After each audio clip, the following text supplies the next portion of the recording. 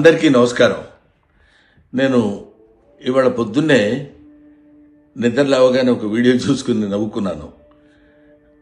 నేను నిన్న మోహన్ బాబు గారి ఫంక్షన్కి వెళ్ళేటప్పుడు లేట్ అయిందని కొంచెం హడావుడిగా వెళ్తున్నాను.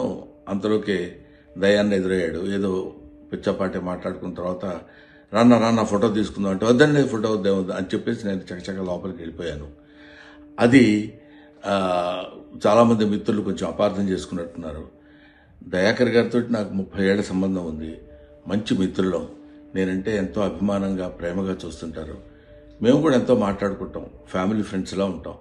అటువంటిది సరదాగా ఆయనతో నాకున్న చనువుతోటి నేను ఉండండి అని చెప్పేసి చేయిలా తోసి వెళ్ళిపోతే దాన్ని నేను ఆయన ఏదో కావాలని తోసినట్టు ఏదో ఒక రకమైనటువంటి మిస్అండర్స్టాండ్ తోటి మీడియా మిత్రులు అలాగే దాన్ని అపార్థం చేసుకున్నారు. అలాంటిది కాదు. ఆ తర్వాత కూడా ఫంక్షన్లో నేను ఆయన చాలాసేపు మాట్లాడుకున్నాం. అంతకుముందు మాట్లాడుకున్నాం. ఫంక్షన్ అయిపోయిన తర్వాత కూడా మేము మాట్లాడుకున్నాం. కానీ ఇది పొద్దునే చూడగానే ఆయన నేను చూసుకుని నవ్వుకున్నాం కూడా. ఇది చూడడానికి మిత్రమా ఇట్లాగా అనుకున్నారు అన్న ఇట్లాదే దీన్ని మిస్అండర్స్టాండ్ చేసుకున్నారని ఆయన అంటే నేను కూడా ఎంతో